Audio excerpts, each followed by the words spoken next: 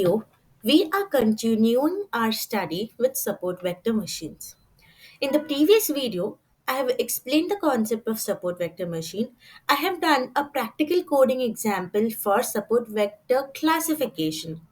In today's video, we'll be looking at support vector regression. It's very similar to linear regression, but it is better than linear regression in many ways. So, without further ado, let's get into the coding of support vector regression. So, the preliminary steps, that is importing the necessary libraries. Import numpy as np, import pandas as pd, import matplotlib dot pyplot as plt, import cborn as sns, import warnings dot filter warnings.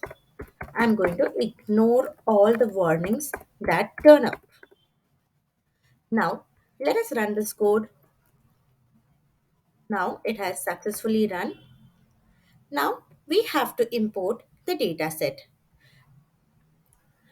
So the data set comprises of Nifty prices from 1st December to 7 January, and I also have taken the data of Dow Jones, which is the index for US markets. The main reason for me to do this was to try to find whether there is any relationship between the Dow Jones and the Indian markets, whether there is a positive relation, negative relation, how exactly that relationship is. That is what my primary goal was when I decided to take Indian Nifty and US Dow Jones. I'll provide the link for the dataset in the description below. Now, let us import the dataset. df is equals to pd dot read underscore csv.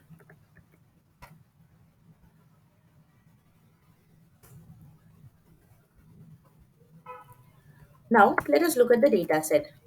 df dot head. So, as I said, I have the Nifty close prices and I have the Dow Jones close prices from 1st December to 7th January. Now, I'm going to find out or make a regression. Basically, what is a regression? A regression tries to establish a relationship between an independent variable and dependent variable. Over here, my dependent variable is Nifty.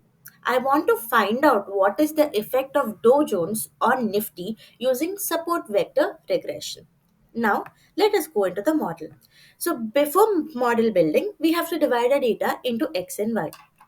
Over here, my X is Dow Jones. So X is equals to df dot iloc. I need all the rows and I only need the second column. This is 0, 1 and 2. So 2. I will write dot values so that I have a numpy array. Y is equals to df dot iloc. I need all the rows and I only need the first column. So date column is not of much significance to us because over here we are not doing something like time series analysis. We are more over trying to establish a relationship between Dow Jones and Nifty. Now let's do dot values. Over here there was an issue with the data set, so we'll have to reshape the data set to tell the computer that this is a one column. Otherwise, the computer will not understand whether this is one column or many columns. So I would write x is equals to np dot reshape. I want to reshape x. How do I want to reshape it as 1 minus 1 comma 1. Similarly, I'm going to reshape y as well. np dot reshape y comma minus 1 comma 1. Now let us run this code. So now we have divided our data into X and Y. Now we have to divide our data into training and testing. So from sklearn dot model underscore selection, import train underscore test underscore split,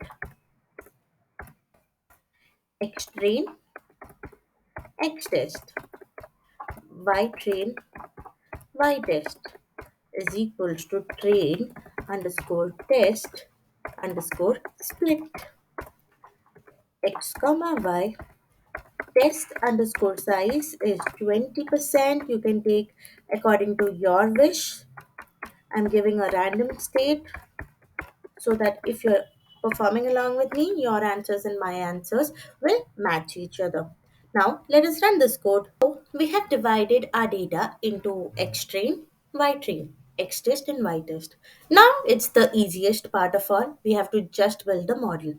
So, from sklearn dot svm, because we are still in support vector, import svr.